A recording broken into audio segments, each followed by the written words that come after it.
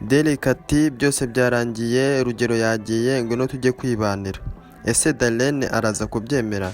Mbahaye ikaze kuri channel yacu Impanga Films. Niba uri mushya nkandira subscribe, ufungure inzogera, ubundi dukomeze twibanire.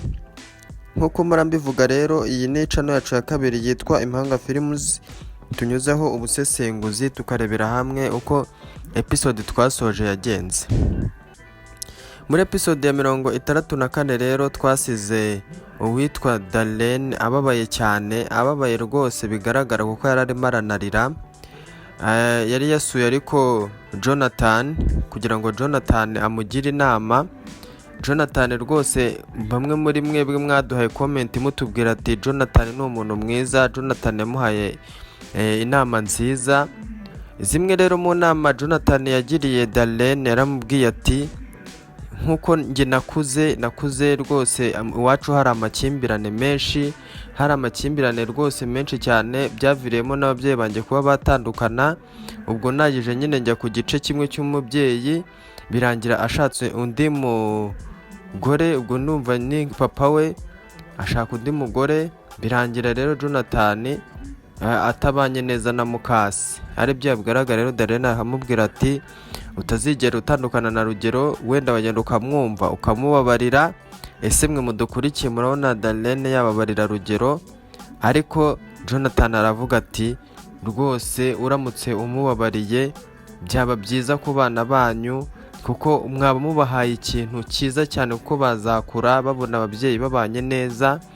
Nkuko rero tubizi muri iyi minsi ababyeyi baratandukana, abana bigasanga baye imbobo, bagiye mu mihanda, bagiye baba nyine abandi bantu, bibaviramo no kuba abantu babi cyane kubera ko baba batarabonye uburere bw'ababyeyi. Bamwe muri mwe rero mwashimye inama za Jonathan, muravuga ati Jonathan rwose inama wagiriye Darlene ni nziza, yirinde gutandukana na Rugero kugira ngo abana be bitabagiraho ingaruka. Ariko sangwa gusa twasize n'uwitwa Derek arimo arabwira Emilia akamubwira ati wowe uribeshya ukaza umbeshya ukavuga uti nimero zanjye ni Darlene waziguhaye, ntukajye umbeshya, singukeneye mu buzima bwanjye, genda. Emilia nawe akamubwira ati njyewe ndamutse ngiye wahura n'ibibazo bikomeye cyane, kubera ko nshobora guhita ngenda nkabwira Darlene ko twaryamanye, twakoze buri kimwe cyose, bikarangira akwanze. Emilia yanamukangishije ko ashobora kuba afite video zishobora kuba zatuma Darlene asa nkaho nyine nawe amwanze nk'ibyabaye kuri Rugero nyine. Ahubwo abantu bagahita bibaza bati ese ibintu byabaye kuri Rugero bibaye no kuri Derek, urimo urasa nkaho ashaka kongera kwigarurira Darlene, byagenda bite? Ese yahitamo nde? Bamwe muri mwe mwaduhaye comment mutubwira muti ubundi Darlene yakagombye kuba yabashyira ku ruhande bose, ari Rugero ari Derek, akabwira ati mujye ku ruhande, ubundi agahita afata umwanya akitekerezaho, agakora akazi ke neza, ubundi akabivamo byose. Mwe murabyumva mute? Icyo ni igitekerezo cy'umwe muri mwe. Mumpe comment iki gitekerezo cy'uwo muntu uvuga ati Darlene nabareke bari abagabo bose, ubundi nyine ayihe umwanya nyine mu buzima bwe, atekereze, kuko bose nyine urebye nabo kumutesha umutwe. Ntago yaba avuye kwa Rugero ngahita ajya kwa Derek, urumva nawe nzo ni izindi stress. Namwe mutubwire ukuntu nyine mu byumva. Ariko twongere tujye ku witwa Emilia mbibutse ko ari inshuti ya Darlene, akaba ariko atarigeze amubwira ko akundana na Derek. Yamubwiraga ko ngafite ngo umuntu ngo bakundana, ngo w'umusaza, ngo wiki, ariko ntabwo yigeze amubwira ko ari Derek. Mbibutse ko Darlene nawe asa nkaho yakundaga Derek, n'ubu ngubu akaba asa nkaho akimukunda gakeya, wenda niko yavuze, ati njyewe ndacyagukunda ariko sinkeneye gusenya urugo rwanjye.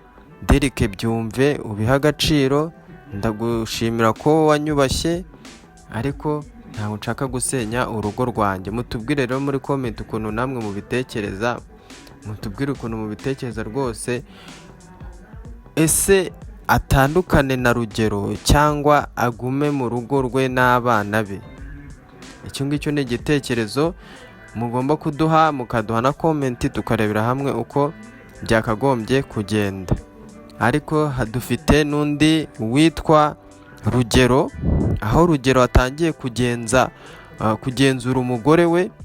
Biriya bintu rwose mwe mwabibonye mute, aho yatangiye kubwira umupagasi we akamubwira ati genda undebere niba Darlene ari mu kazi cyangwa ari kwa Derek, cyane ko ahita atekereza akavuga ati buriya yagiye kwa Derek.